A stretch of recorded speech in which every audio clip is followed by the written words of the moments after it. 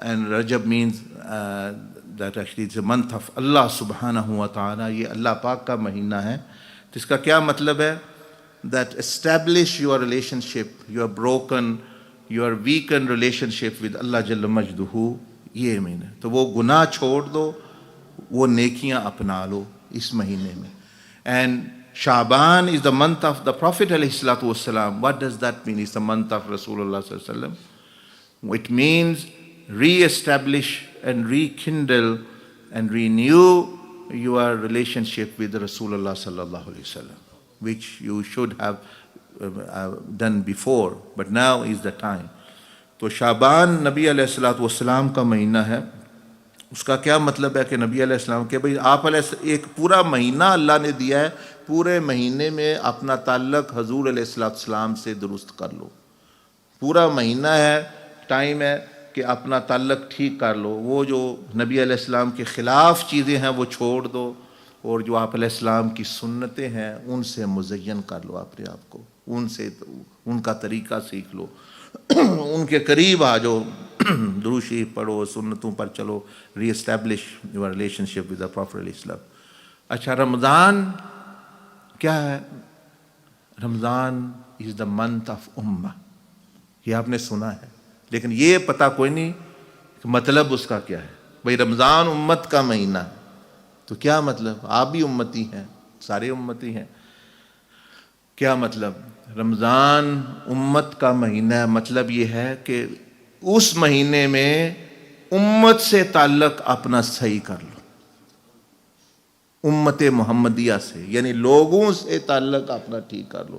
Ramzan meaning is the month of ummah. What does it mean? That re-establish and amend and strengthen relationship with the ummah of the Prophet alayhi salatu wasalam. تو تین چیزیں ہو گئیں. دیکھیں, یعنی رجب اللہ پاک کا مہینہ کہ اللہ سے تعلق درست کر لو, جو غیر اللہ سے ہو گیا اس سے کاٹو اور اللہ پاک سے تعلق اپنا ٹھیک کرو. شعبان نبی علیہ الصلوۃ والسلام کا مہینہ ہے, جو حضور علیہ السلام کے خلاف چیزیں ہیں, جو بندے ان کے خلاف, ان سے تعلق اپنا توڑو اور حضور علیہ السلام کے ساتھ اور ان کی سنت اور محبت کے ساتھ جوڑو. رمضان امت کا مہینہ ہے. کیا مطلب؟ کہ امت کے ساتھ تعلق اپنا درست کر لو, امت کے ساتھ آپ. تو یہی تین چیزیں ٹھیک ہو جائیں, بندے کا تعلق ٹھیک ہو جائے, بس بندہ کامیاب ہے. یعنی کیا؟ اللہ کے ساتھ, نبی علیہ الصلوۃ والسلام کے ساتھ, اور امت کے ساتھ, یعنی اللہ کے ساتھ. تعظیم لامر اللہ, تعظیم لسنت رسول اللہ والشفقۃ علی خلق, یہی تو آبجیکٹیو ہے یعنی طریقہ محمدیہ کے. So this is the month of Rajab. تو یہاں سے معراج جو ہے وہ اپنا بھی آپ نے سنا ہے, وہ شروع ہوتی ہے. حضور علیہ السلام وہ منسوب ہے, یعنی اس مہینے میں, بعض روایات میں آتا ہے کہ اسی مہینے میں رجب میں ہی وہ ہوئی. تو یہ امت کے لیے بھی سبق ہے کہ آپ بھی اپنی معراج اس مہینے میں بندے کو شروع کر دینا چاہیے, سفر اللہ پاک کی طرف. تو پھر باقی this is the month of Sayyidina Ali bin Abi Talib کرم اللہ وجہ الکریم. You have heard the manqabat. manqabat آپ نے سنی, تو meaning the praise. Now this is a personality who is unique in the entire Muslim ummah. Why is he unique? He has many unique features which no other one has. For example, Rasulullah sallallahu alaihi wasallam said, Ali is the door of my knowledge. And then he didn't say this about anything else. Ali is that his door. What does it mean? That whoever will want to come to Rasulullah sallallahu alaihi wasallam's knowledge, his risala, his nabuwa, his ilm and knowledge and wisdom, he will have to come through the door. If he will come through other places, then he will not be considered lawful entrant actually there. So another one, that he has a unique feature, and that is there anyone who the Prophet ﷺ did tarbiyah from childhood up to his youthful age fully,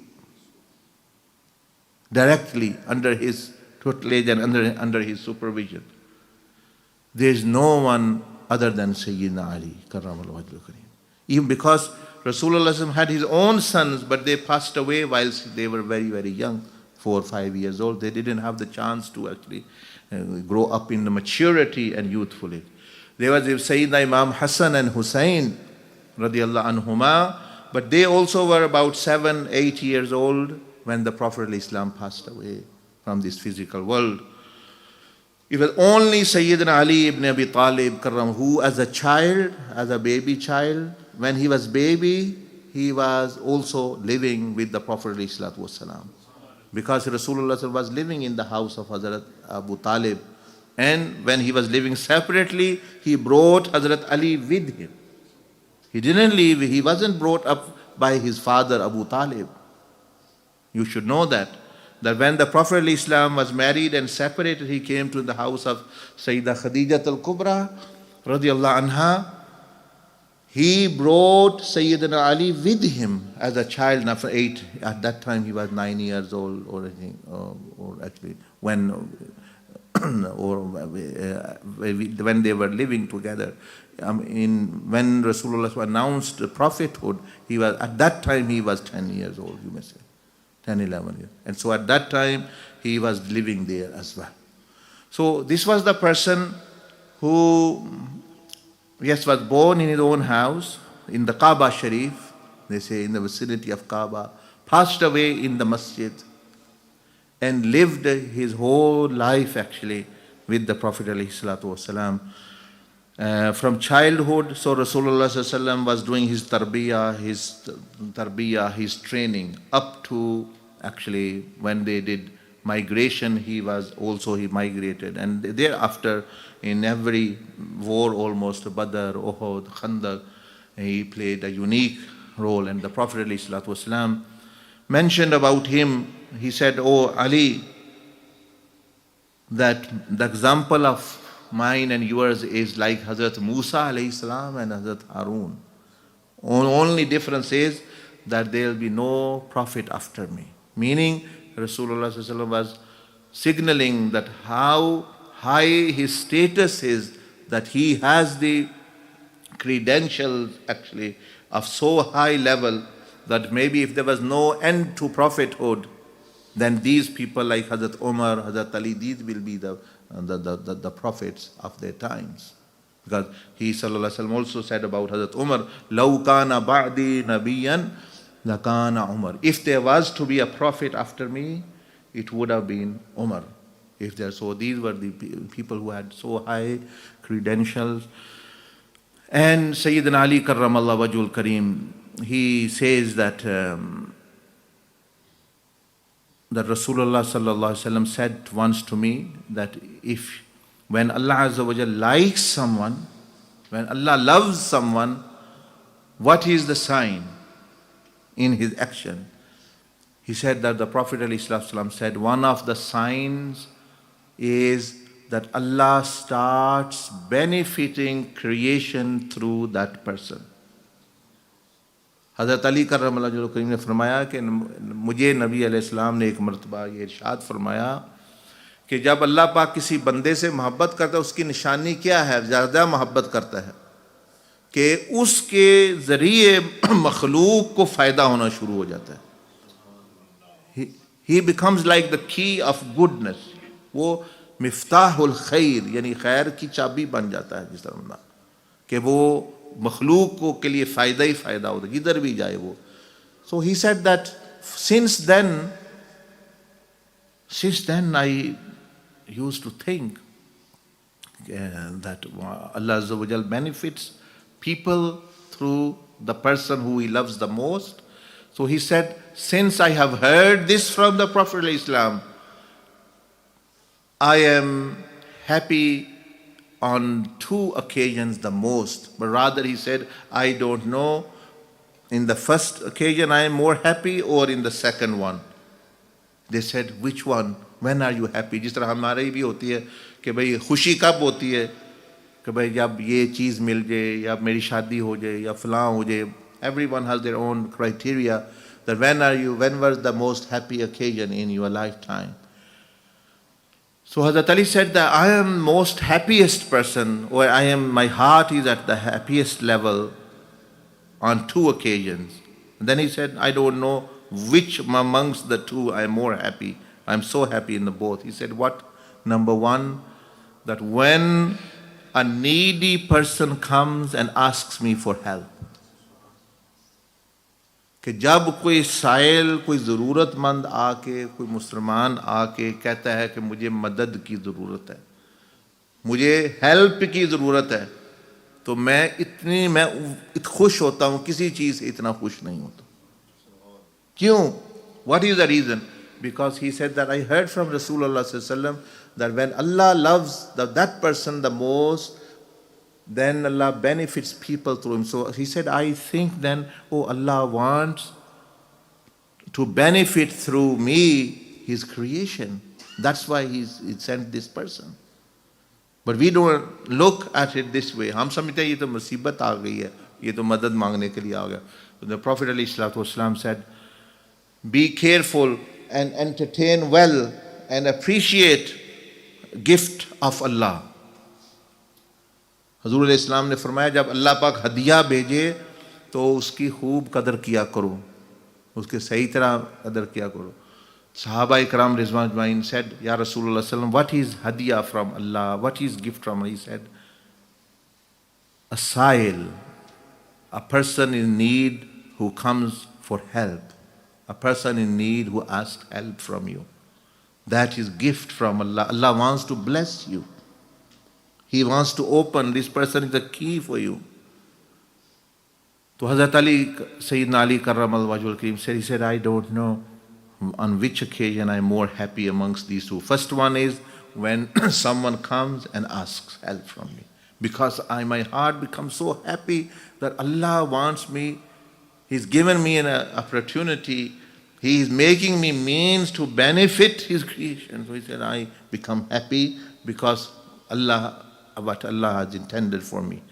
And he said, the second occasion when I am happy is when I am able to fulfill his need. अगर मैं फिर उसकी ज़रूरत पूरी कर दूँ, फिर जो मुझे खुशी होती है, अब पता नहीं पहले सी चीज़ से ज़्यादा या उस वक़्त ज़्यादा होती है. So he said this, what I learned from Rasulullah sallallahu alaihi wasallam, and his whole life, he lived life of trials and tribulations and things, but he was always benefiting the creation, even forgiving the enemies and even having good wishes for actually the enemies. He said that Prophet Islam even taught me how to treat Muslim prisoners.